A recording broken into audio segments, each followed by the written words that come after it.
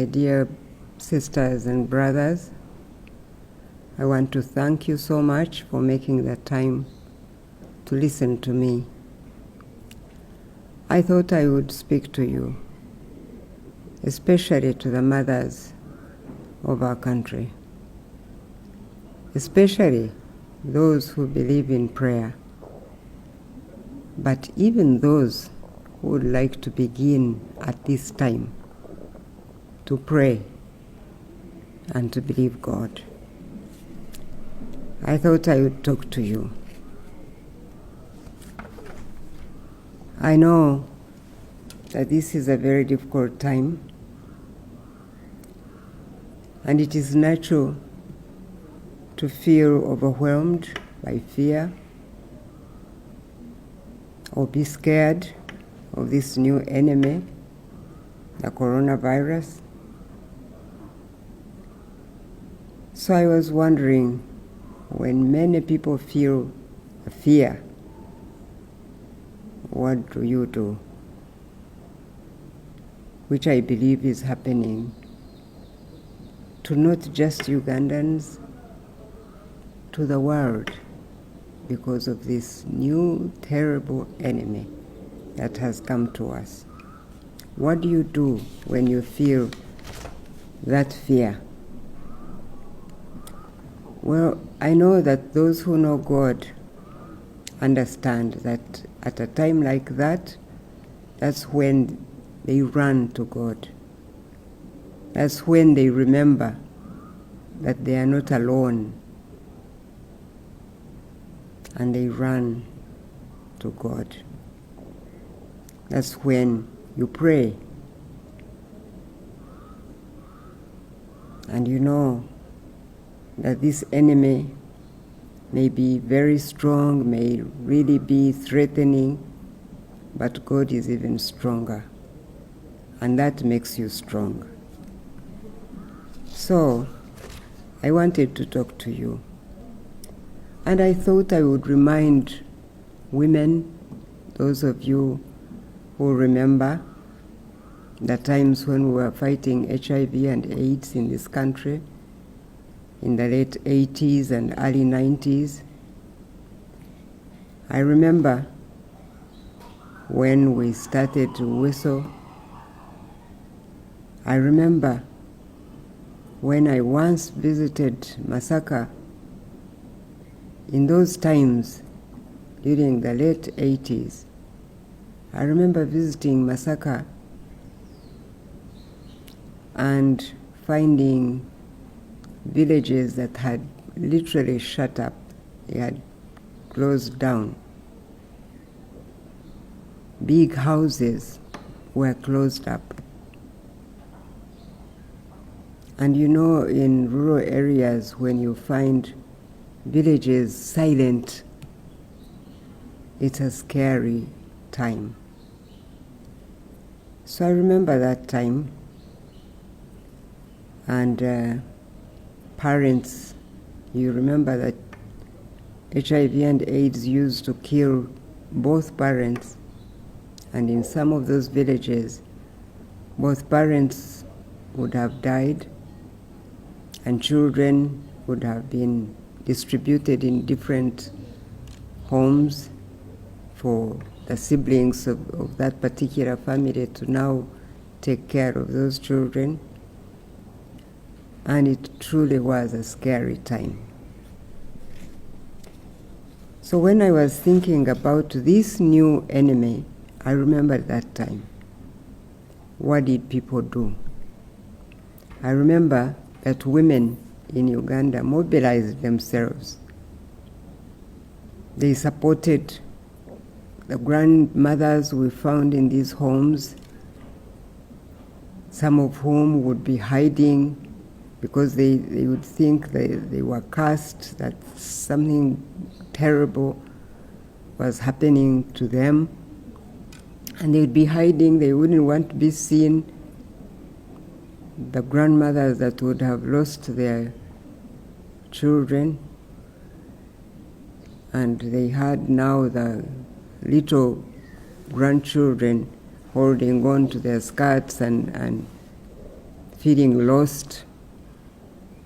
But we mobilized ourselves as women of Uganda, and we agreed to support these grandmothers so that they can keep the children and help them to grow.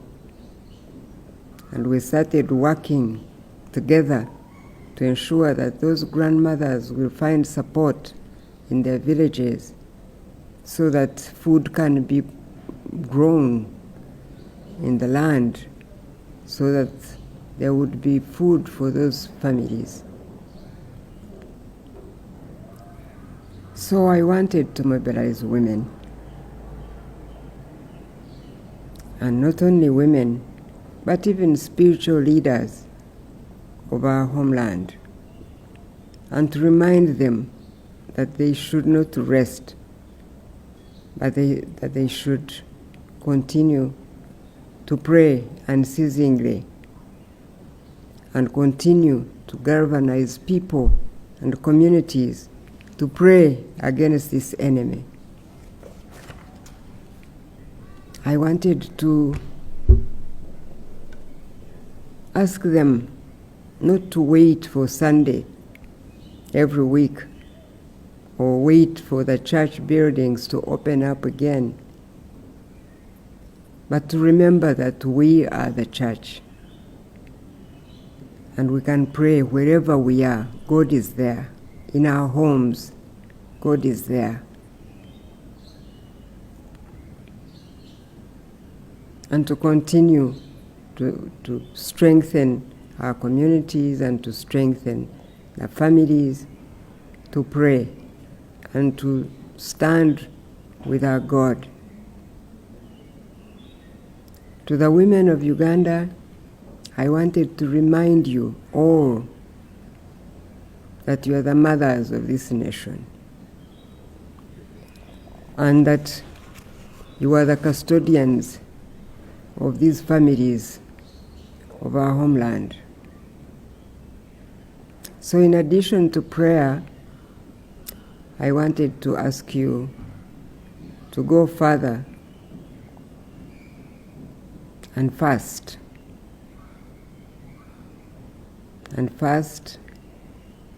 And pray.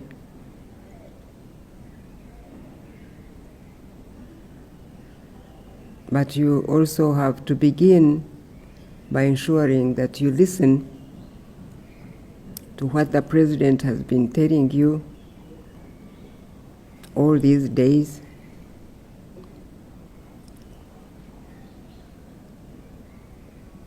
That you have to be serious about cleanliness, especially cleanliness of your hands. And the Ministry of Health, the Minister of Health has been telling you that every day, to ensure that your families wash their hands now with soap and water. There are the sanitizers that are available on the market. If you can access those, please make sure that you take care not just of yourself, but of your family, of the children at home. If you can't get those sanitizers, just stick to soap and water and all other guidelines that have been given to you. Ensure that you keep the surfaces in your homes cleaned with soap regularly so that the children stay in a clean environment. Ensure that the children stay at home. This is the reason the schools were closed, so that children can be safe at home with their parents. Ensure that the families keep taking some drinks, some liquids regularly to boost their immunity. Provide the nurturing support that only you as a mother and father at home can give. to your children.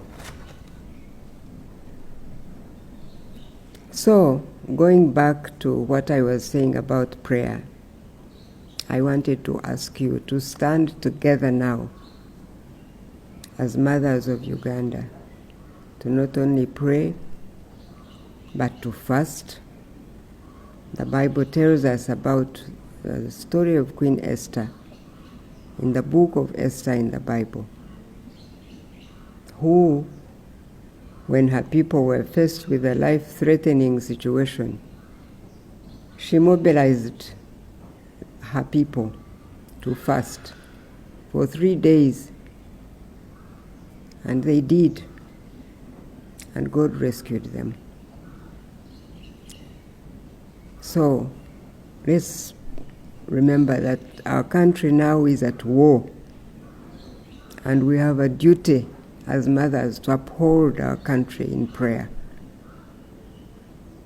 The whole purpose of my speaking to you today was to really remind you that we have a duty to uphold our country in prayer.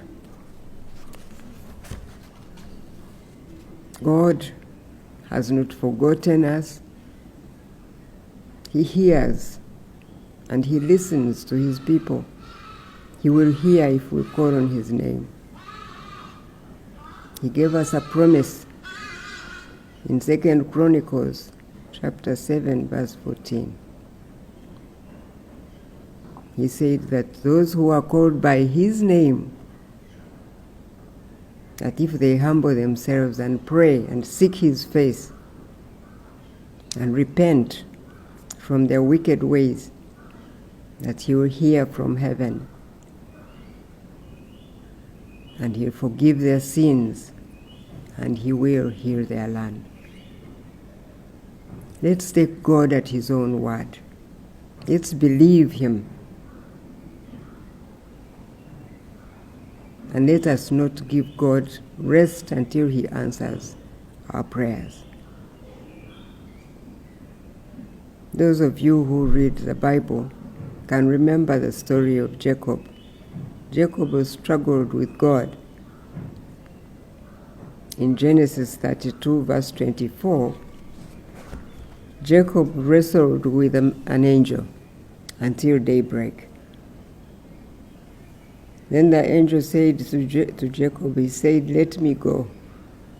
But Jacob answered and said, "I will not let you go until you bless me." Therefore, we need to know that it will take a willingness to fight, this time, fight on our knees. And with God's help, I have no doubt in my mind that we will win this war. But we will win this war on our knees. So I thought I would say this to you, all you mothers of Uganda and our spiritual leaders in the country, to remember that our God has not changed. He is still God, and He still listens to His people. Let us not give Him rest until He answers our prayer. Thank you, and God bless you.